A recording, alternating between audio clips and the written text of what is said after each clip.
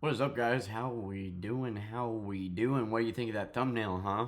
Does it look like I am an expert in this field? Um,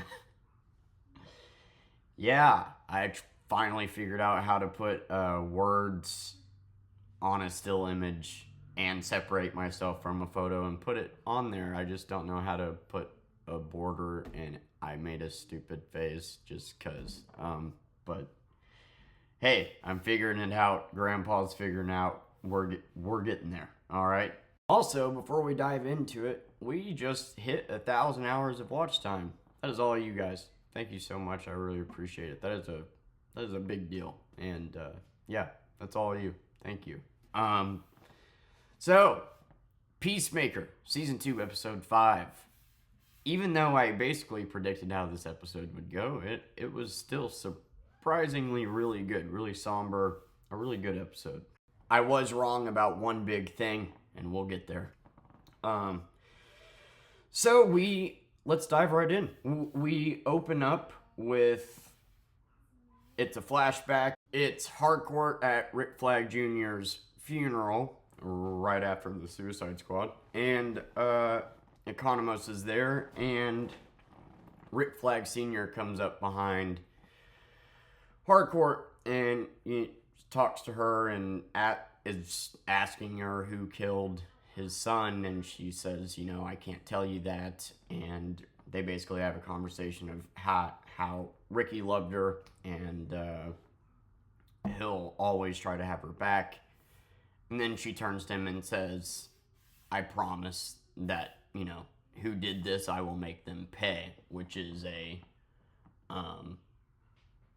tie-in to the last episode where Rick Flag Sr. comes to Harcourt's apartment, looks at the picture, and says, do you remember what you promised me? And, which is a pretty cool little Easter egg there. And, yeah, we get the title sequence, which is, God, it's just growing on me. I think it's growing on me more because Persephone just loves it. Anytime the title sequence comes on, she just runs out here and she dances to it. And then whenever they all fall onto the ground, she falls onto the ground. It's the most adorable thing ever. So for that alone, it's awesome. But then, yeah, we open up, and so last episode ended with Harcourt setting up Peacemaker, so we thought, and it turns out copacetic was actually a code word for do not come. So we find out that Harcourt actually went against what Rick Flag Sr. was doing and tried warning Chris, but he shows up anyway, and we got Judo Master on top of the building with a sniper with a tranquilizer dart, and all the Argus agents set up in position, and Peacemaker shows up knowing, and we don't know that he knows yet or how he knows, but he knows and makes sure that he stays behind somebody at all times so they don't have a clear shot on him, and then goes up to Harcourt, rips off her speaker, and then sits on the wrong side of her, sees Judo Master, and then switches. And that's when we find out that Amelia, texted him to say, stay the fuck away. And yeah, he just went anyway just to ask, did this mean anything to you? Which is what I figured he was going to go ask her, which that should have answered the question. Her, she has this tough exterior and won't say it, but, that in itself kind of shows that I do care about you in some sense, at least as a friend, right? And that's what she tries making clear to him is, before she even answers, she's like, your ego is so damn big that I tried to help you, and now you're here, and you think you can get out of this situation, but you can't. You are fucked. And he keeps asking the question, did that mean anything to you? Was it? And she says no, shuts him down. And I think it's cool that it's filmed the exact same angle as it was in the parallel universe when they were having the exact opposite conversation. And yeah, she says no. And then he stands up and he says, Rick Flag Jr. is, you never gave me a chance because of I killed him, right? And then she finally comes out with like, yeah, that was my best friend and you killed him. And so then Peacemaker tries to escape. He picks up Pony Boy. I don't remember what the hell he got demoted to. I'm just gonna call him Pony Boy. Picks him up, has a gun, is making sure that, you know, Judo Master doesn't have line of sight on him. And then we get a major reveal that Sasha is actually a cyborg, and she has a shot lined up and says to Rick Flag Sr. it has a 0.002% chance of failure, and it will be a fatal shot. And Amelia hears this over the intercom and goes and knocks out Peacemaker in impressive fashion. And to Peacemaker, she's just turning him in to get a job at Argus, but she's actually saving his life in this moment. And so they bring him in, and Sasha is really pissed off that she didn't let her take the shot, which doesn't really make any sense. If Harcourt was able to take him down and bring him in, then that would be the best solution. And anyway, we get a badass scene of like Harcourt just like telling her off, like, nobody told me to stand down, bitch, and you better get the fuck out of my way. If you got a complaint, file it with HR. And in the podcast, they said that the actress that played Sasha got so fucking scared during that scene, and I don't blame her. So yeah, that now they're at Argus. Peacemaker is brought in, and they sit Peacemaker down in a room. Rick Flag Sr. says, take off the handcuffs, turn off the surveillance, close the blinds, and get the fuck out. And while that's going on, Harcourt whistles to, or coughs or whatever, to Economos and tells him that you need to book him. You need to book him because Rick Flag is going to kill him and he's just going to disappear. If you book him, then he can't kill him, and there will be eyes on Argus. And we get like funny interactions there, like, did you just poke me? And he reveals that they talk about how the fact that Sasha is a cyborg, and he says that he had her mangled body as his screensaver, and his excuse for that fucked up act is I can't help the way that my brain works. What a cop out, man. Anyway, so he goes and he books Peacemaker. While that's going down, Rick Flag Sr. is beating the living shit out of Peacemaker. But before he does, you know, Peacemaker tells him, like, look, I admired your son. He was a hero, and I was in a dark time of my life. Like, of course, if you're Rick Flag Sr., you don't care. You just want revenge, right? Killed your own flesh and blood. And he beats the living shit out of him, but Peacemaker will not fight back. And he tells him, Rick Flag Sr. tells him, you know, that boy was a better man than me. He was a better man than you. He's a better man than both of us will ever be. And Peacemaker agrees and says there's not a day that goes by that I don't regret it. And then we get a very, very hardcore shot of a knee to the face, which I'm still trying to figure out how they pulled that off. I don't know if they had a digital model of John Cena or Peacemaker, or if they had like a dummy. It had to be a dummy, right? It looked so real, and he didn't flinch, so it had to be like a look-alike dummy or something. But good God, that would cave in your skull or break your nose or something. Anyway, and then while all this is going on, there is a funny scene of Vigilante and Adebayo at the hideout, and Adebayo gets a call from her advertisement in the magazine and thinks that somebody's hiring her for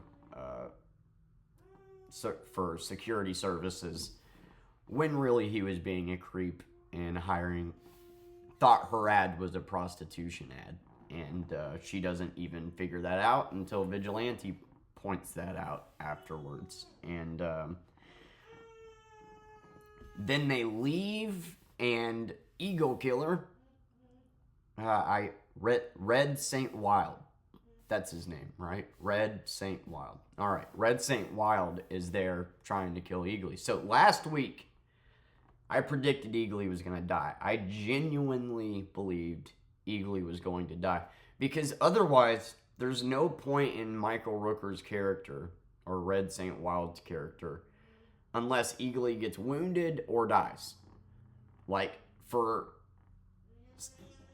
the way I was looking at it was like, if Red Saint Wild just doesn't kill Eagly and gets killed, then there was absolutely no purpose to his character being there. You could take him out and it wouldn't affect the story in any way. But something happened that I didn't see coming. We'll get there in a second. So he's hunting down Eagly.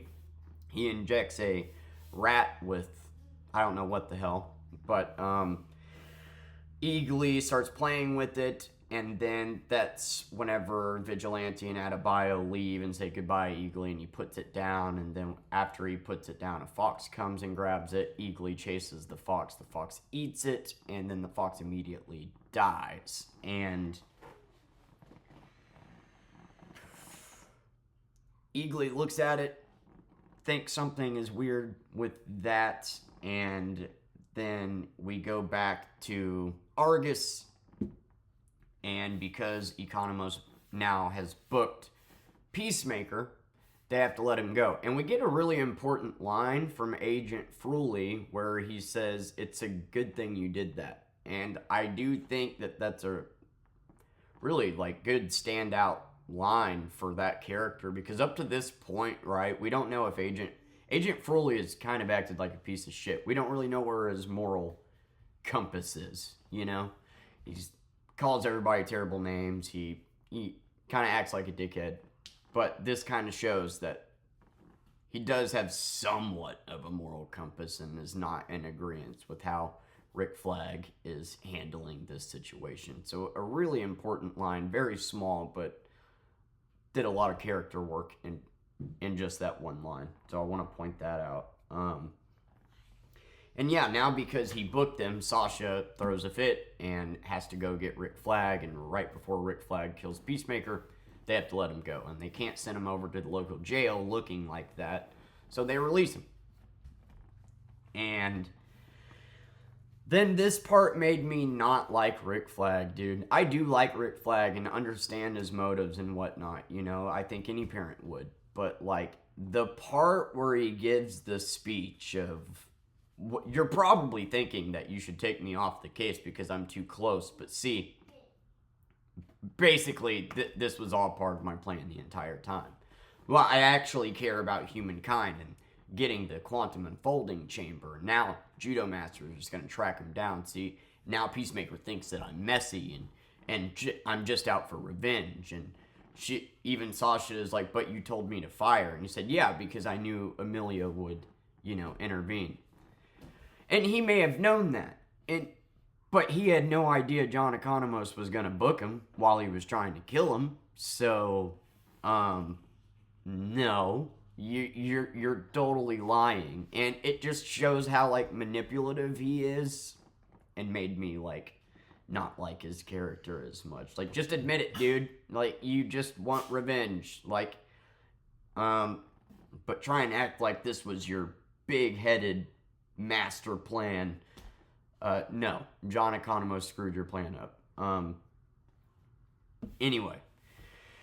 So, yeah. They let him go, and Judo Master follows them to their hideout, and we go back to Red Saint Wild trying to take down Eagly. Anyway, Red Saint Wild gets out this gun that's like 8 feet long, and we learn in the podcast that this was the real deal. This was the real gun, and Michael Rooker was talking about how heavy it was, and it's a gun that basically it disperses, a lot of pellets, but has a very, very wide spread, so your likelihood of missing is a lot slimmer. And he gets an eagle, and I'm not gonna lie to you, yeah, I really was faked out. I was. I'm not ashamed to admit it. I really thought Eagly was dead for a second because, like I said, it would not make sense for Michael Rooker's character to even exist unless he wounds or kills Eagly. And then we think Eagly's dead, and then all of a sudden he gets taken down by another eagle, just like John Economos said that he did earlier. And then all these eagles surround him.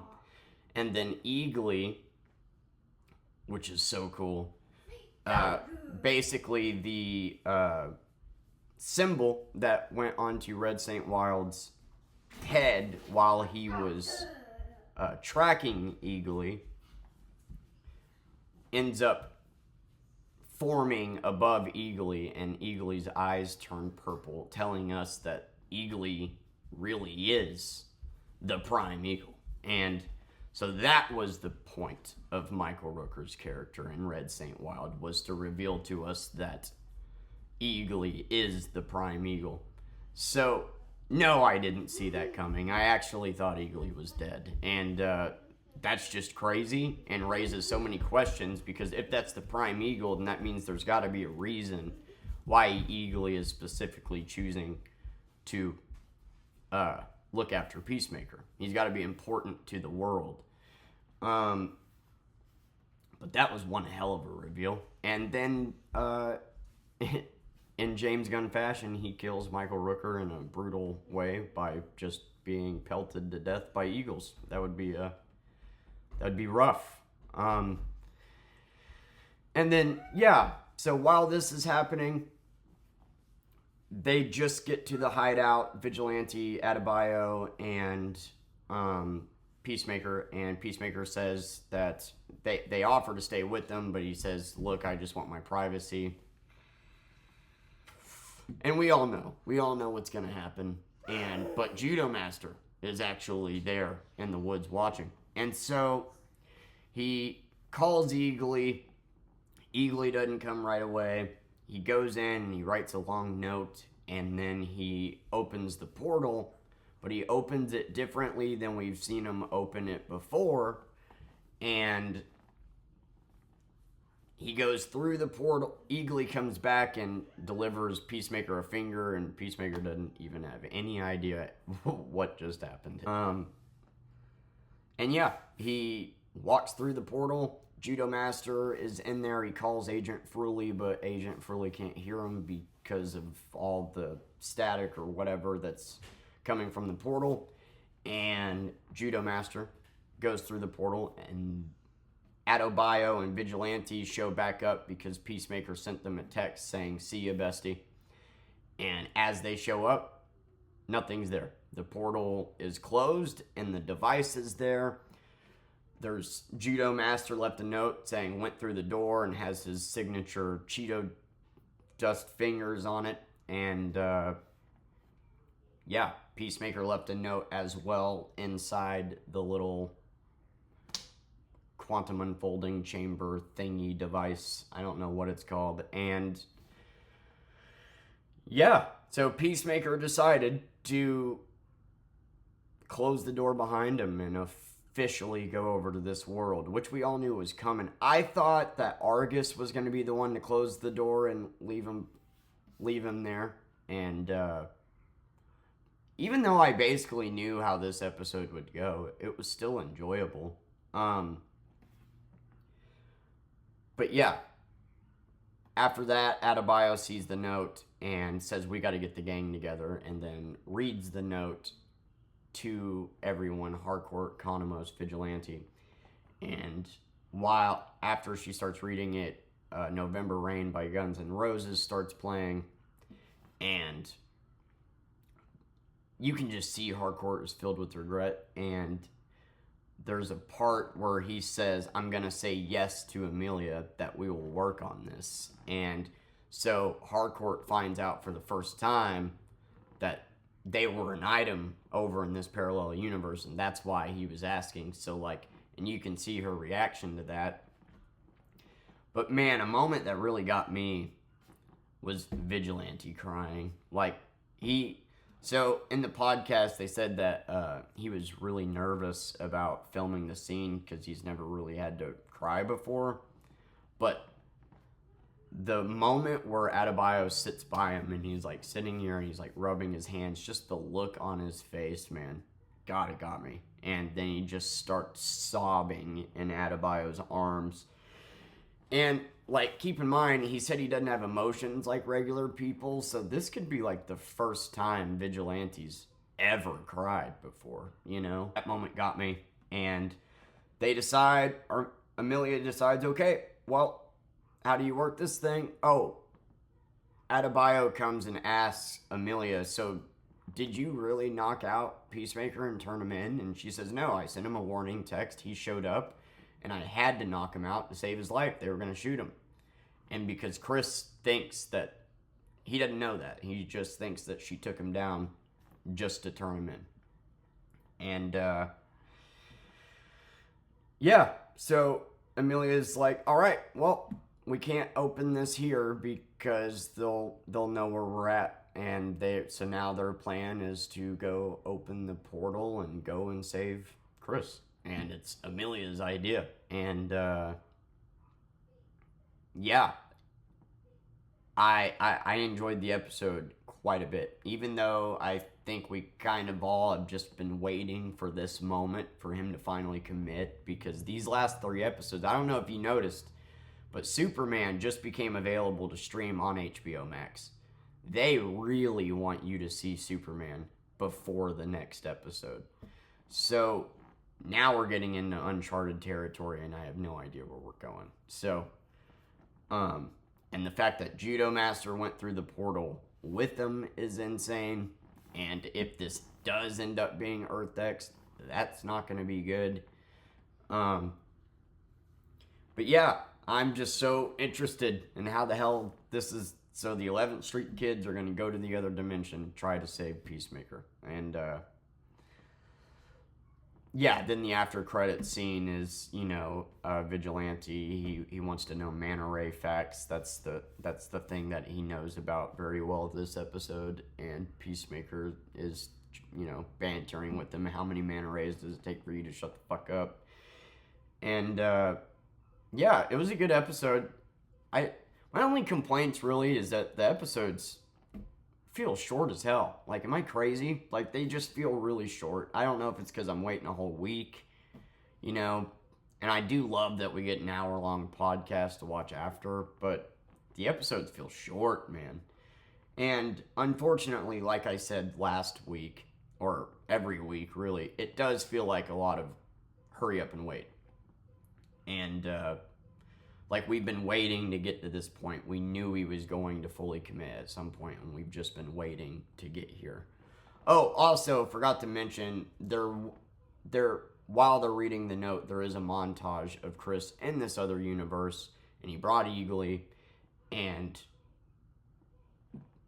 we get a quick montage of him flying around with Keith and his dad, and they go and they fight the kaiju, the same kaiju that was in Superman, kind of confirming that Superman isn't in this universe. And then the episode ends with him covered in kaiju guts showing up to Argus, and him and Harcourt 2 running at each other.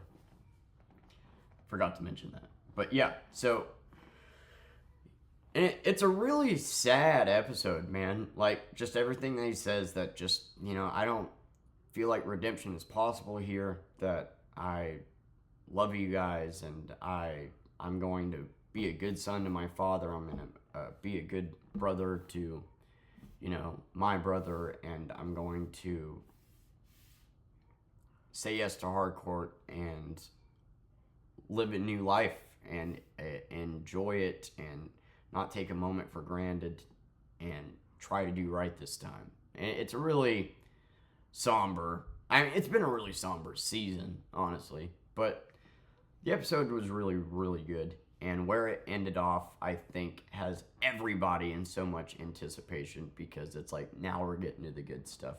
And yeah, the fact Superman was released on HBO Max just now, that's not a coincidence. So they really want you to watch Superman to,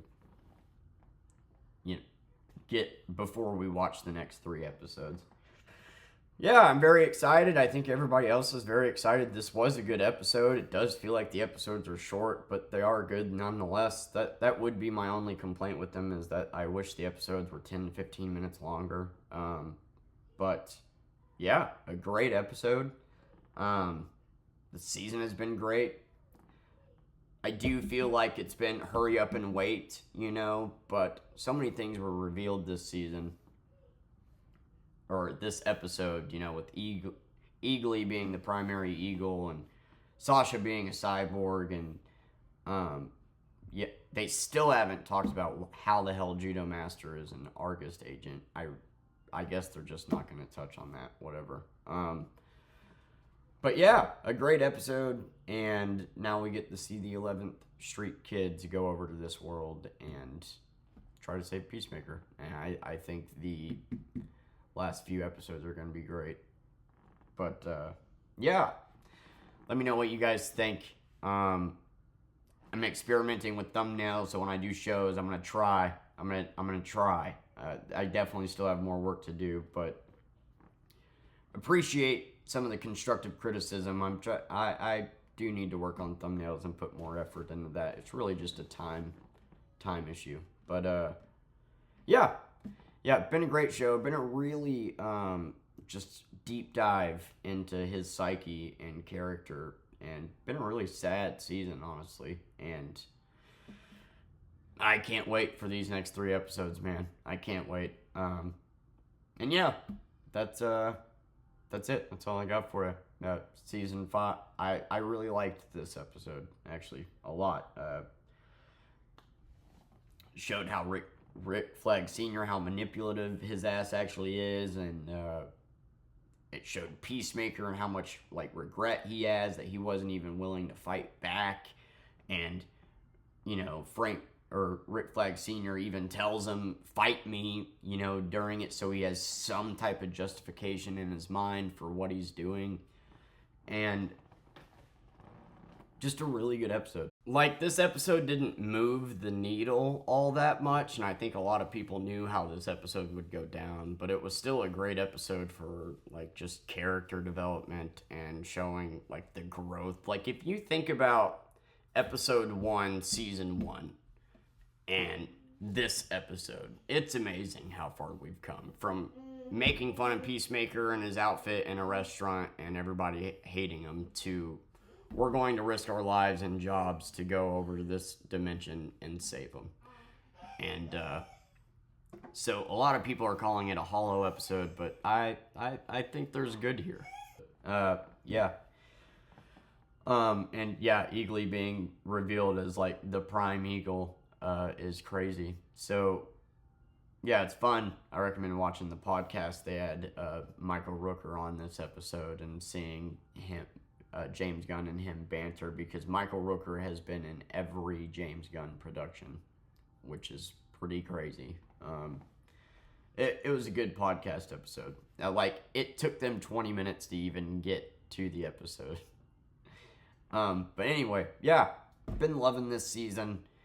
And now Gen V is out, so I'm going to review that too. I don't know if I'm going to review it on Wednesdays or not. I don't really want to do 2 reviews in a row, but we'll see. But yeah, man, it was a good episode. We're finally there. Can't wait for next week. Yeah, it's really sad, but yeah, the 11th Street kids are going to get him. I'm sure he's going to figure out very quickly that this isn't the world that he thinks that it is. And yeah, I can't believe how much different this season is from season 1. And not in a bad way. Just I could see why you would like season 1 and not this season, I could see why you would like this season and not season 1. They are two completely different things, and I love that. Like, all the characters are different this season. It's just a deep dive. There's not, like I said, there's not even really an antagonist this season. It's more Chris just battling his psyche, and it's been somber but awesome to watch. And even though I do feel like we've kind of just been waiting to get to this point, it's still been entertaining to get to this point nonetheless. So, and once again, they said vigilante. I hope there's another me in there. I think we're going to get a psychopathic vigilante that was never friends with anybody. There's going to be something there. Anyway, love you guys. Thank you for watching. And yeah, I will see you tomorrow.